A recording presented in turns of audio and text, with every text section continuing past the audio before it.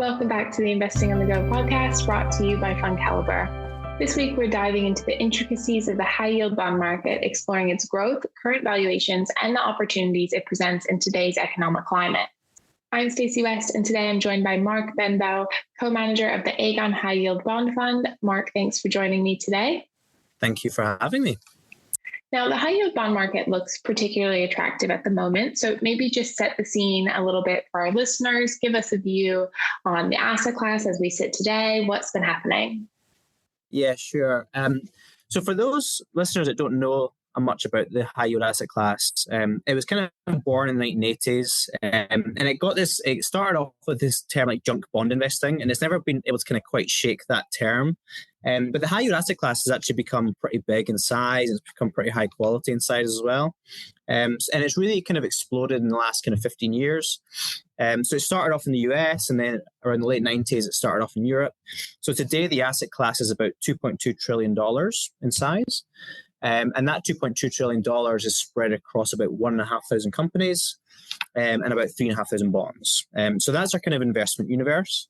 And then the asset class today, you can kind of look at it through two ways. Like the bulls look at the asset class through the all-in yield, and all-in yield's great. The yield of the asset class is about 7.5% to 8%. The bears look at it on spread terms and say, oh, but the excess spread you get over and above government bonds isn't a huge amount, because obviously you think where base rates are, where interest rates are right now, they're kind of mid-single digits. So actually the incremental payment you get for owning a high-yield company or a sub-investment grade company isn't amazing. So there's two different ways to kind of look at the asset class, and there's different people look at it through different ways. But the asset class as a whole has just grown a lot, and it's very big. And now actually you just have very well-established companies in the asset class, and companies that want to be in the asset class. So if you think about in the UK, we have companies like, say, Virgin Media. We've got Centre Parks, David Lloyd's, Pure Gym. A lot of the banks have high-yield rated bonds, Lloyds Banking Group, Barclays Bank. In the US, you've got companies like Uber, or a lot of the airlines, a lot of the auto companies. For Ford Motor Credit was just in our index, just went back up to investment grade now. So it is, well, you do have lots of private companies, and some of those private companies are very levered. They're owned by private equity companies. There's also lots of public companies as well that are just really well known, blue chip companies that you'll have heard of in your everyday lives. So it's an interesting asset class, and it's definitely one that's become a lot higher quality in terms of the participants in it, as it's grown in size over the last kind of 10, 15 years. And how do these high yield companies hold up in this environment? Are you seeing signs of weakness with slowing economic growth and high rates? Yeah, so there's kind of two ways to answer the question. There's the companies themselves, and then there's the bonds themselves. And I think there's this kind of misconception that, you know, good companies make good bond investments and bad companies make bad bond investments. And actually, the two are often not as closely correlated as you might like. So, for example, to use an extreme scenario, if you'd bought Google bonds in 2020 and you had a crystal ball and you knew that Google was going to double its, earnings and the share price was going to be up hundreds of percent, and then you were to buy the bonds, you lost half your money on the bonds because the bonds are really just causing interest rates. In the same way that, you fast forward to a bad company, it's kind of like Credit Suisse, obviously effectively went bust. Again, depending on where you sat within the capital structure, you could have either lost all your money, or actually it was one of the best performing bonds in the market last year because it became part of UBS, which was many notches higher rated. So when you ask about how is the high yield market holding up, there's kind of two different ways to answer that question. So from a bond price perspective, one of the key attributes of the high yield market is it's quite a short duration asset class. And that just means that the average life of the bond is quite short. And as you can understand, if it's a higher, risky company, higher level company, it's riskier. People don't want to lend to that company for long periods of time. They'd rather lend to them for shorter periods of time. So as a result, the asset class is lower in duration, but that gives you the benefit that when bonds are closer to maturity, they actually don't sell off as much. So the asset class is holding up really well right now. So even though we had that little kind of mini wobble a few weeks ago, we're kind of back to unchanged from where we were. And the market never really drew down all that much anyway. It was maybe off half a point, and it just kind of snapped back again. The companies themselves, it's kind of a mixed picture. There's companies that are, from a top line perspective, doing very well in this environment and are starting to see a little bit of slowdown. But then there's also companies that are doing fantastically well, but have borrowed huge amounts of money. And then you know it yourself, right? If you borrow huge amounts of money and you're used to really cheap rates of interest, suddenly when those bonds come around to refinancing again, you could be doing really well as a business, but suddenly you're like, hey, like I've just swapped my 4% coupon for a 10% coupon. And obviously that's really painful for the company. Great for the bondholder because obviously you're getting paid a lot more now. But you just have to be careful that the company doesn't have too much debt. So to kind of summarize it, the market as a whole from the bond side is holding up. And then from the earnings side, it's kind of mixed. There's areas that are doing fine and just, I don't really see any slowdown at all and still posting really strong kind of like-for-like growth. And there's other areas that are just starting to kind of creak around the edges a little bit. You mentioned the slight wobble there, which we are recording on the 13th of August, so not too long ago. The volatility that we saw in early August, was there any impact to high yield? Yeah, I mean, it's kind of blink and you missed it. Like, there wasn't really much. It was like a one-day dip. And even that dip was pretty hard to buy if you kind of knew things were going to snap back. I mean, if you look at the lowest rated part of the asset class, so triple C, so these are the most risky companies within all of high yield, the ones that have the most debt on their balance sheet, they were down like 1.25 points maybe, and now they're back to unchanged. And then the kind of higher quality part of the asset class was off, maybe 0.5 point. And again, we're kind of effectively back to where we were again. So it wasn't really... It never really transpired. And the equity markets are actually the same. Like I think the S&P actually yesterday recovered eventually back its losses again. So we're kind of, like everyone was kind of, surprised at how quickly things snapped back. Like it didn't really transpire into this, greater sell-off. And much like the equity market, the high yield market was pretty similar. Are you expecting more volatility ahead or another wobble, as you said, in the later stages of this year? Yeah, I mean, it feels like for a few years now we've been talking about like increased volatility. And the reason we think there's going to be increased volatility is if you think about like what central banks have done like over the last 15 years, they've like suppressed all this volatility because you've had these bond buying programs issued at central banks. And what's meant to happen is markets are meant to be reasonably efficient. So if you think about the market as like a table, and there's all the market participants sitting around the table. And then as news flow comes out, positive or negative, like people say, oh, like this is good news, I think it's worth more. Or, this bad news, I think it's worth less. But then you've had this like big guy who's got more money than everyone else at the top of the table, the central banks, that regardless of the news in the market, just keep buying it. And they don't care. They're just like, they're indiscriminate. They've announced a bond buying program and they're going to buy at any price, whatever happens. And as a result, you kind of have this like artificial suppression of yields. And obviously we had this crazy environment where yields went negative for European government bonds and Japanese government bonds as well. And then you think, well, like zero is not the floor anymore. So a negative number is the floor. And then things get even more negative. And all that is because you've just got an irrational buyer at the top of the table who will just buy at any price regardless of the information. We've obviously entered into a period now largely caused by higher interest rates where central banks are starting to step away a little bit. And obviously they've been raising interest rates, they've been stepping away from their bond buying program. And you would like to think as that buyer starts to downsize himself and stops buying as much and maybe even steps away from the table, that actually news flow will start to impact bond prices more. Now, volatility is just another way to talk about difference in opinion. It's just volatility is a measure of how much something moves in price. And obviously, the greater opinion there is of something, the more volatility there'll be. So I think hopefully we're going to enter into a market where, I guess, active managers can, I guess, add more value because they can finally say, hey, like this thing should be higher in price or this thing should be lower in price. And you're going to get that kind of increased dispersion between the kind of haves and have-nots. So yeah, like hopefully this time we are going to see volatility. I don't think it's something to be feared. I think it's something we should look forward to.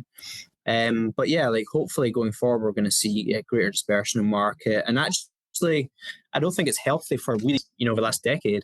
If you're really risky, you should get paid for that as a bond investor. And so now, there's lots of companies now that are having to come to market and the rates of interest that they're being charged on the debt they're borrowing is really high. And that's the way it should be. And there'll be companies that can't survive and they have to restructure their balance sheets, and there'll be other companies that kind of, survive and the bondholders get paid really well through that process. But I think all of it should hopefully be as a result of increased volatility from central banks no longer, artificially suppressing volatility in the market. And then maybe just quickly, what kind of valuations are you seeing at the moment in high yield? Yeah, so we kind of touched on this point at the start. So if you take the long-term yield of the asset class and then you take the long-term spread of the asset class, and there's two different ways to kind of, it's just two different lenses to kind of value the asset class. On the spread side of the argument, spreads are somewhere near all-time tights. So there's not a compelling spread argument to make. And as a high yield bond manager, I can't sit here and pretend that all-in spreads are attractive when everyone can see clearly, just using history as a guide, they're clearly not. The way we've been trying to market the fund is on an all-in yield basis. We are somewhere near the wides or the highs and all-in yield. And our view is this, that actually it's yield that pays you. It's not spread that pays you. If you go back a few years, we had much wider spreads, but much lower yields. Now, obviously, it's your yield that's going to equal your return if the bond obviously survives. Presume it doesn't default. The starting yield is a really good guide to your future return. And that works really well in a bond investment. It doesn't work well in an equity investment because obviously a bond's issued at par. It's uncertain in terms of how it's going to move around. Sometimes it'll trade above par, sometimes it'll trade below par, but it's going to mature at par. So you know how much money you're going to make if you hold that thing to maturity. Obviously, that doesn't work for an equity because equity is never mature, right? You could buy the S&P 500 on a 2% dividend yield, but it doesn't mean you're going to make 2% yield. Whereas if you buy a 5-year bond with an 8% yield and you hold it to maturity, you're going to make 8% annualized over that holding period. So I think, our view is that spreads should be wider. You should get a spread pickup. We should be somewhere near the long-term averages in spread. But you probably don't get that widening in spread when you have base rates so high. And so I think our view is that interest rates fall, spreads widen. You might get a similar or a lower yield, from there, depending on, if it's 1-for-1 or not. But ultimately, something we often ask my clients is, would you rather own the asset class if spreads were wider but yields were lower? Now, it might make you feel better having wider spreads, but it won't lead to better returns if you got lower yields. And so that's kind of the way we're pushing the argument, the asset class right now, and the argument we make on valuations, which is, hey, we can't sit here and say spreads are attractive, but that doesn't mean you can't make good money on the asset class. When you've got all-in yield, our fund yields about 8% right now, the asset class yields about 7.5%. There's money to be made, even though the spreads aren't optically all that interesting. So I still think there's an interesting valuation argument. I just think you have to look at it through a different lens than simply spreads. And how does that translate to this portfolio specifically? Where are you finding the best opportunities? Yeah, so there's a number of different ways to answer that question. There's loads of ways to slice and dice your portfolio, and we can go down any one of these kind of rabbit holes. So the most obvious one is people talk about regions, and then talk about sectors, and then talk about ratings. Like another way to think about it is like income and capital. And you can make money from two ways on a bond. Obviously, you make money from the coupons. That's obviously your income, or you make money from capital appreciation. Now, we're much more in the camp of income generation because we just don't think, given where spreads are, there's that much capital upside. So we think all your returns are going to come from income and probably not a huge amount from capital. So right now, if you think about the broad market's average coupon and our average coupon, the broad market has about a 5.5% coupon, and our average coupon is about 8%. So we are much more income focused in our portfolio than capital focused. The flip side to that is our average cash price is about par of our portfolio. So the average bond has a price of about par, whereas the market's about 93. So actually the market's got more capital upside, whereas we've got greater income. So that's kind of one of the ways we're playing the portfolio right now, is playing more for income plays than capital plays. And as and when spreads will widen eventually, they always do, we'll shift the portfolio more from an income play to a capital play once there's more capital upside to play for. So that's kind of one way we're kind of setting up setting up the portfolio. The other way we're setting up the portfolio is we're playing the front end of curves. We're in this kind of weird environment where you actually get paid more at the front end than you do at the long end. Now, historically, what would be the case of a company would come to you and you say, hey, we're going to issue bonds, and we're going to issue a 3-year bond, a 5-year bond, and a 10-year bond. And obviously, given the uncertainty of what's going to happen with time, you want paid more on the 10-year bond than you don't want on the 3-year bond, because who's to say what's going to happen over the next 10 years? Right now, because yield curves are inverted, and that's just because we're pricing interest rate cuts, you actually get paid more in the 3-year bond than you do in the 5-year or the 10-year bond. So right now, we're actually playing much more the front end of credit curves just because it pays you more. Now, you can make more on capital at the back end of yield curves. If yields fall and the back end is going to rally in price, the front end is not going to rally quite so much. But again, because we think spreads are quite tight, we just don't think there's much rally to play for at the long end. So we're playing the front end of curves, just trying to get as much income as we can in the portfolio as well. And then the front end of the curve also protects you in a sell-off, because a bond that's got 1 year to maturity is going to sell off less than a bond that's say got 5 or 10 years to maturity. So you've got this kind of portfolio now, or this market makeup, where you can actually de-risk your portfolio but get paid to do it. Usually you have to give up some return to de-risk your portfolio, but right now you get paid more to de-risk your portfolio. And then from a kind of regional and sector perspective, we much more prefer Europe and the UK than we do the US. And that's not necessarily because of fundamentals. That's just because the all-in spreads are far greater in the UK and Europe versus the US. It's more like a relative value argument when it comes to the bond side. The UK used to actually trade inside the market, and then since Brexit, everyone's hated any sterling-denominated debt. Nobody likes to lend to UK companies. So that part of the market is a lot cheaper now.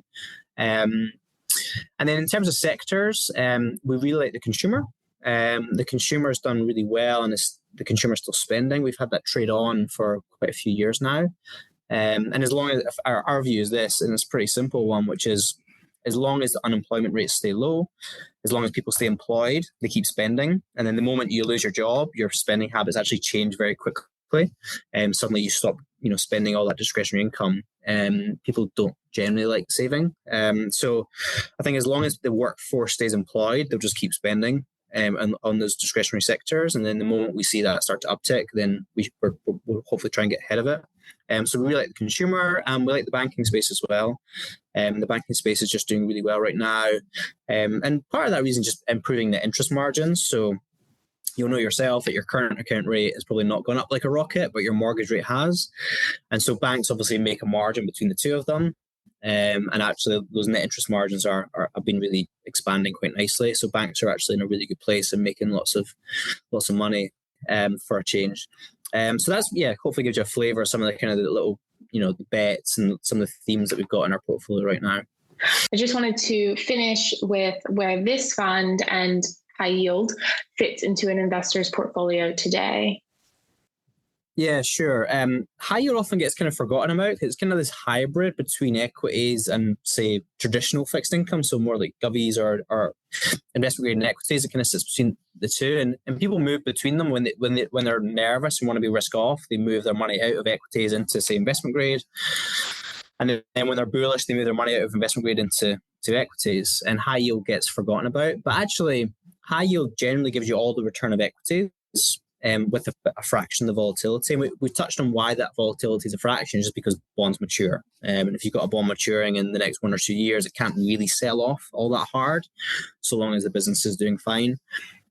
So I think high yield gives you a way to do a number of things. If you're looking to de-risk your equity portfolio without necessarily giving up the return, you can move from equities into high yield.